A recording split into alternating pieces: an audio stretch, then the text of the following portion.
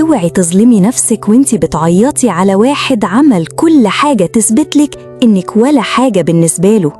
انتي لسه بتعيطي على واحد ما شافش فيكي غير إنك محطة مؤقتة، واحد ما تعبش يوم عشان يطمنك ولا حاول يثبتلك إنك حاجة مهمة في حياته.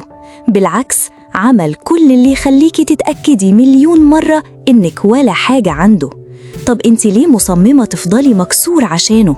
ليه بتدفني نفسك جوه دموع على واحد ما يستحقش منك حتى تنهيدة؟ اللي يحبك بجد مش هيخليكي تسهري تبكي، مش هيخليكي تستني تليفون أو رسالة أو كلمة حنية، مش هيخليكي تتشحططي بين صمت وبرودة. الحب مش امتحان صبر، الحب مش عذاب ولا عقاب. اللي يحبك بجد بيخاف يوجعك، بيخاف يجرحك حتى بكلمة، بيخاف يسيبك لحظة تحسي فيها إنك قليلة أو مش مهمة. إنما اللي عمل كل ده فيكي ليه لسه بتديله قيمة في دموعك؟ اوعي تنسي إنك غالية، انتي مش محتاجة تعملي مجهود عشان تثبتي نفسك لحد. بالعكس، هو اللي كان لازم يموت نفسه عشان يحافظ عليكي، بس هو اختار يضيعك.